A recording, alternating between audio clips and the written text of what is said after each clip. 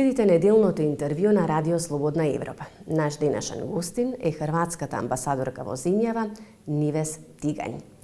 Амбасадорке Тигањ, Европската Унија пред неколку дена во својот мини извештај за Северна Македонија препорача повторно отпочнување на преговорите со нашата земја и со Албанија.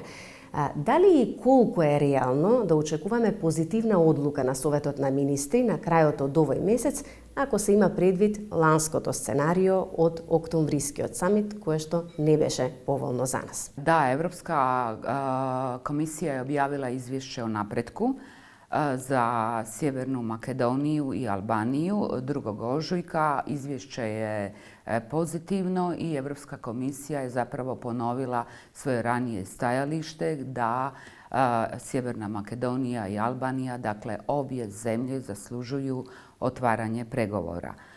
Znamo kakva je odluka bila u listopadu prošle godine. Naravno da očekujemo i da vjerujemo u pozitivan ishod onog što bi se trebalo dogoditi krajem ovog mjeseca.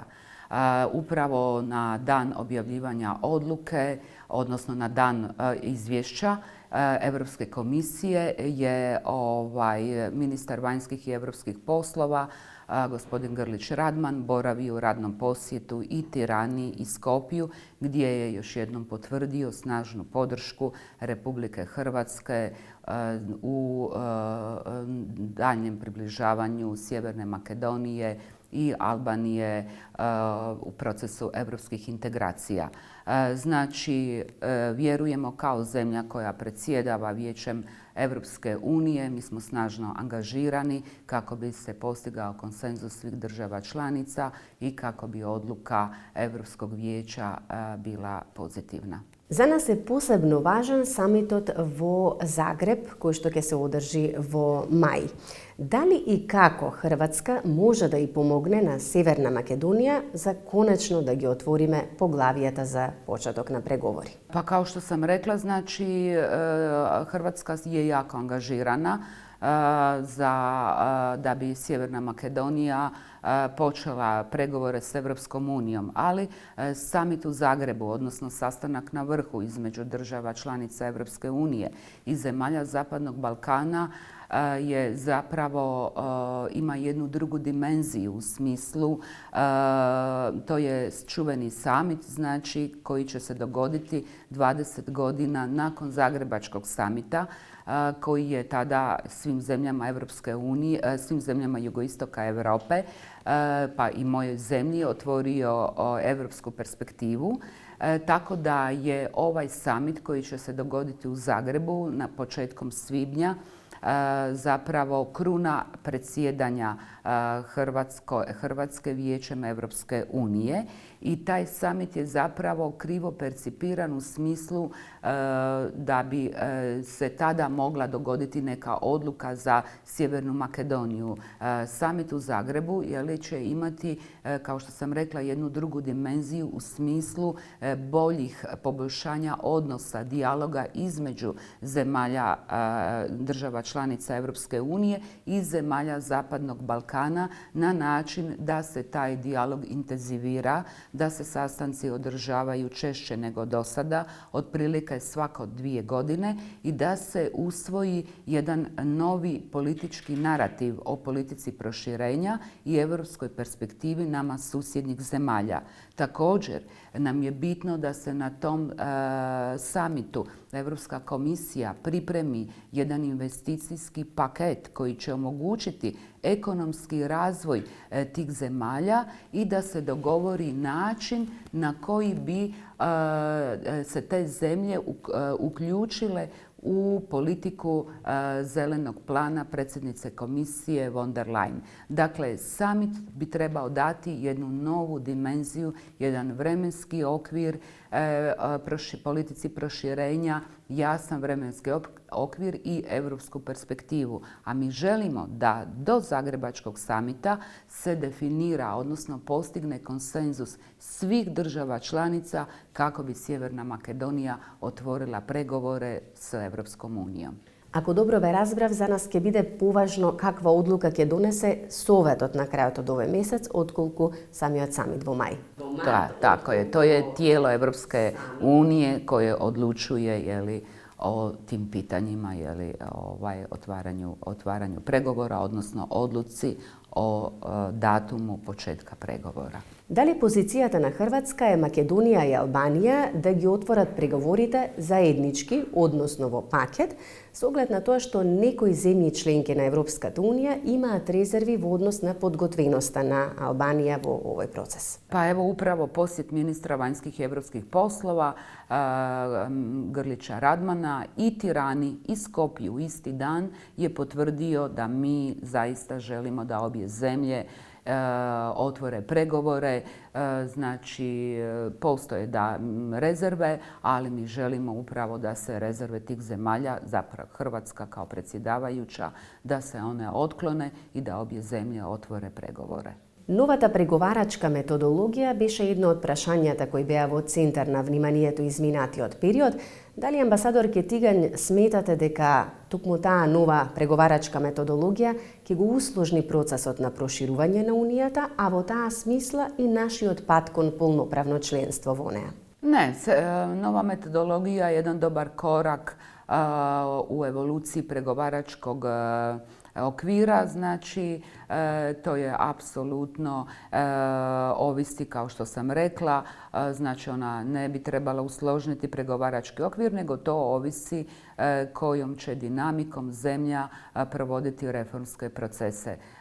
Znači ona je i vodi računa znači o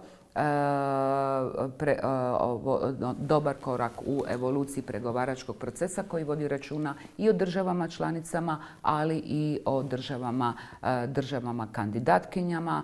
Znači sastavljene je od 7 cijelina, 7 klastera i kako se koji pregovarački okvir otvori, bitno je i zatvori, bitno je da se provode mjere onoga što je ispregovarano. To je ključno, i o tome će ovisiti i dinamika, odnosno i vremenski okvir pregovora. Доколку и на предстојниот самит Македонија не добие зелено светло во однос на старт на преговорите за членство со Унијата, можни ли се алтернативи или некакви иницијативи за алтернативи за полноправно членство во Европската Унија? Evropski put Sjeverne Makedonije nema alternativu. Sjeverna Makedonija je pokazala da su njena dva ključna vanjsko-politička cilja članstvo u NATO-u i članstvo u Europskoj uniji.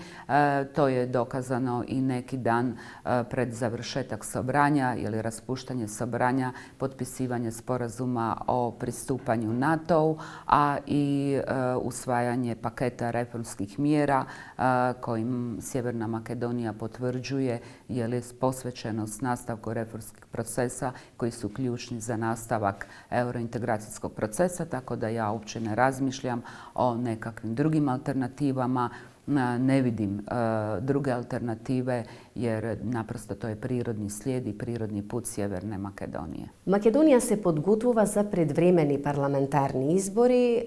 Пред кампањата сме, некои би рекле дека партиите веќе ја отпочнаа изборната кампања. Колку е важно, амбасадорке, изборите да поминат во најдобар ред, односно дали и како тие би се одразиле на нашите евроинтеграции? Važno je i očekujem i vjerujem da će ovi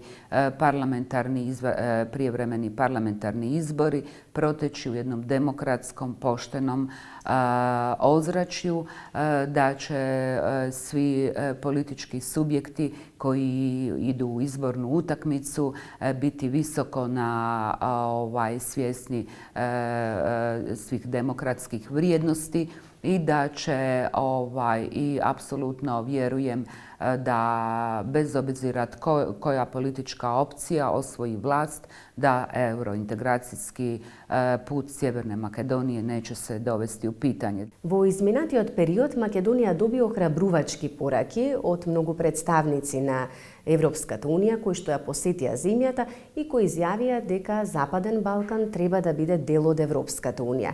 Зошто сметате дека е важно овој регион да биде дел od европското семејство?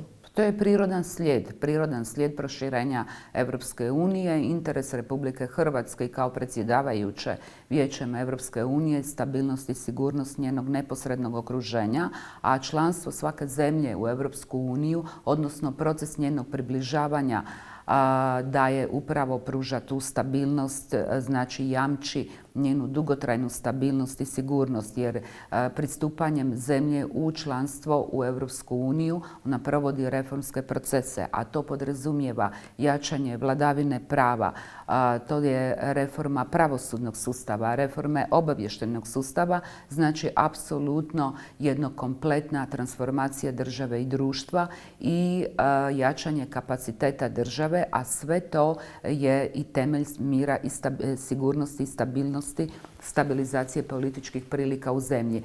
Dakle, mi na sve zemlje jugoistoka Europe dijele iste vrijednosti i suočavamo se sa istim izazovima i rizicima. Evo, najnoviji primjeri kao što je koronavirus, migracijska kriza zahtijevaju našu intenzivnu suradnju, zajedničke akcije, tako da apsolutno smatram da je to prirodan slijed da zemlje jugoistoka Europe postanu punopravne članice Europske unije. Ви благодарам за интервјуто. Hvala lijepa. Вам, почитувани, ви благодарам за вниманието со кое не следевте. Следна средба за 7 дена. Довидување до тогаш.